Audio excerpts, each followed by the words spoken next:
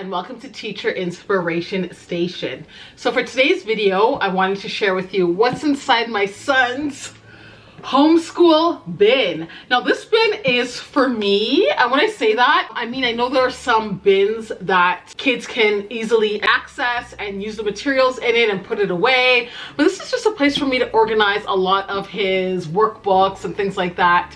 Is everything in here, like his puzzles and games and things like that? No, but it's just a nice compact way for me to be able to transfer the materials. I can bring it to the living room, I can bring it upstairs, you can do it on the carpet. It's just a nice place to kind of just keep everything, not everything, but you know what I mean, keep a lot of the materials that he's going to need on a daily basis. So enough talking and let's get into the video.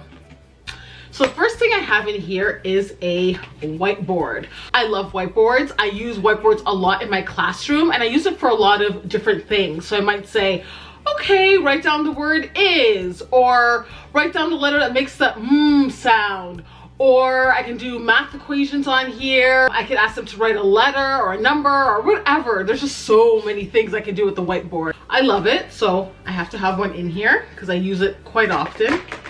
And my son loves it, like he loves the whiteboard. Next, I have a clipboard with some papers to it.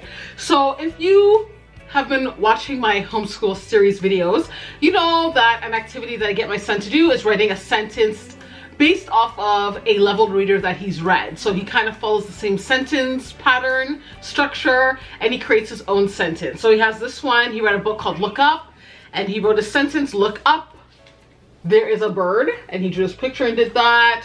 Another one he did was Ned sees red, so his sentence was Ned sees a red book, and so on and so forth. So I have this, and I have like blank papers on it, just so that whenever, because this is kind of like a daily thing that he does, like he writes a sentence every day. So everything is here ready to go, which is very convenient. Next, I have some crayons. He used to keep his crayons in the box that it came with, but the crayons kept spilling out because he ripped it. Even though the crayon box has a sharpener in there, so it was very practical, I'm like, you know what? At the end of the day, who really uses the sharpener in the crayons? Do you use it? Because I've never used it. The crayons are so cheap. Like once they break, I kind of toss them out. And I just get them a fresh pack every so often because they're just so cheap. Especially during summertime, you get them for like 50 cents a box. And anyways, he has his crayons there. And then he has some markers. More fun to color with those, I think, in my opinion, but a little messier.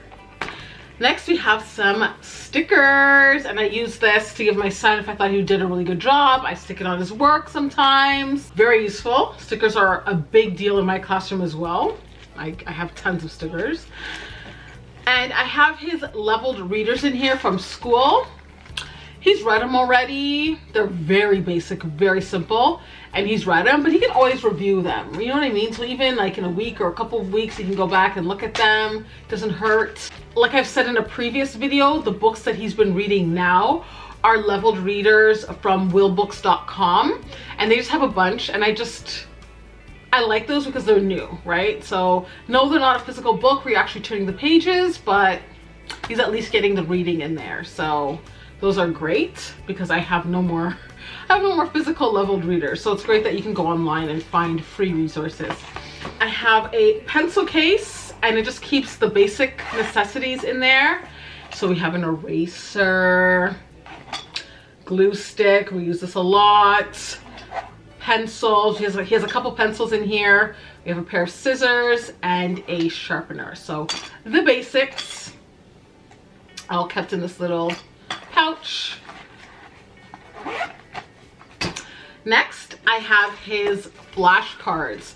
So whenever he reads a new book, a new leveled reader, I take the high frequency words and I create flashcards with them. And I'm so happy he knows all of these and he's really picking them up. And he knows how to read them in different contexts. So it's not that he only knows them here and he doesn't transfer the information in a book. I like that he's transferring the learning, which lets me know that it's actually in there. So I have the index cards, and I have some blank ones with a black permanent marker so I can add new words. And then I have this little package here. So he's working on and word families. So what I've done is, and if you've seen my videos about my homeschooling experience, you would have known this already, but basically I just have them all here, all cut up. So we have Anne, and he can make different words, fan, ran, so on and so forth. And then what I do is I keep them in this little bag, and I also have a card here where I list all of the words, and I'm sticking with 3-letter words or keeping it simple because he's learning, but I made a list of them so he can just kind of read them off, and I keep them all in here. And then when he learns a new set of word families, I will put the letters in a Ziploc bag. I have some extras here, and then the card with the words on it I'll just add to here. So this is something that's just going to be growing. Next I have some flashcards, and he knows the letters, so I use this mostly for phonics.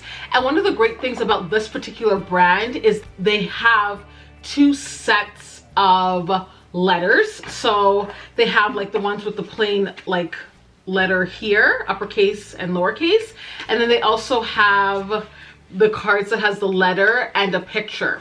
So I can do like a matching game where I have like maybe 4 pictures and 4 letters, and he has to match beginning sounds. He can do that. Hands-on, which is great. Speaking of hands-on, I have this composition notebook, and I'm using this as a interactive notebook-ish. Interactive notebooks are basically, and I'm just thinking for like the younger grades, it's basically a space where you like cut and paste, and there's different flaps that you open, and it's a way for kids to be hands-on. And I know in the older grades they can cut and paste different, I guess, like, you know, shapes with the definitions, and it can be used as a study tool. So what I have done is I have some workbooks for him. So I've taken some of his workbooks and I've actually cut them so to create my own activities for in here. I'm not cutting up every single one of his workbooks. He has quite a few, but I've kind of modified the activities and put them in here. So for A, so I found an A here. So I cut that out, and then I cut out pictures, and he had to sort. So all the ones that started with A, he put up here, and the ones that didn't start with A, he put at the bottom. So I drew a little line there. This one was ones that just started with B. So pictures that started with the letter B, I had him stick here, and then he made his own here where he, oh, where is it? He made his own here, sorry, where he drew a book and he wrote the word book. We have C, so he sorted some pictures there. So it varies page by page, and the child loves this. I also added some math in there as well. So I don't remember in the book, his little workbook, I don't remember what the activity was, but I just cut out the piggy bank and I had him paste or stick on 10 stickers. And we worked on the number 10, and he wrote the word 10 here. These are some dots on the dice, old dice, and they count the dots, and he had to stick the sticker on there. And yeah, just a lot of really cute ones here. This is like a lift the flop one. I don't know if you guys can see, but all the pictures that started with C he put here. The ones that started with, I can't even see, A was there, and the ones that started with D he put there. So, and he loves it. He kept saying, oh, can I do another page? Can I do another page? Like, we did a few of these today. And then this one, the original activity was like the original activity, they had all the uppercase letters on one side and the lowercase ones on the other side, and he had to draw lines. So I just cut them up, and then I just divided the paper into 4, and then I said just match them. So I've turned that activity into a hands-on one. Yes, there's a place for that activity. That's a skill that he's learning, the matching with the pencil, but I just thought that was a nice idea as well. So, and he absolutely loves this.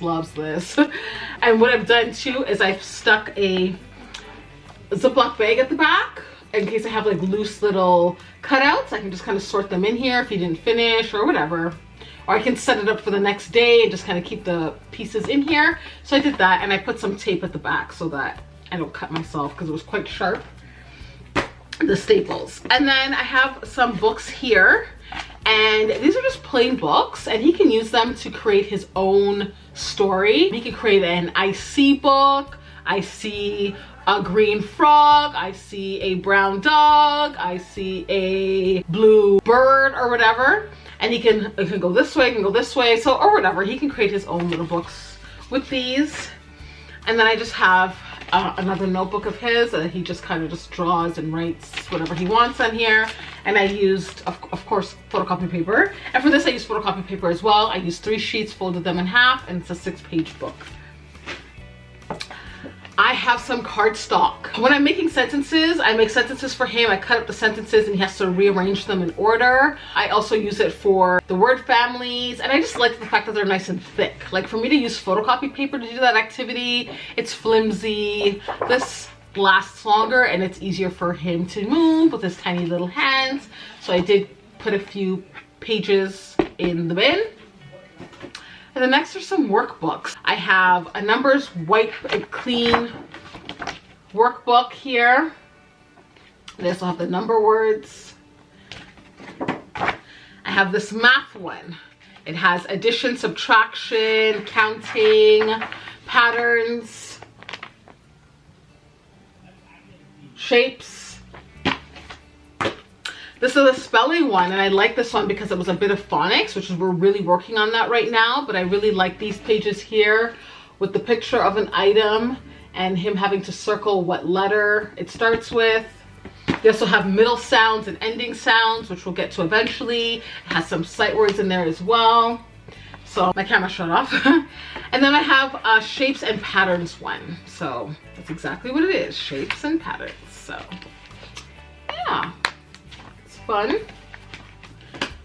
And then we have this complete year workbook, which is just a thick workbook with lots of various different activities. There's numbers, there's reading, there's writing, there's cutting and pasting, and just a bunch of different activities.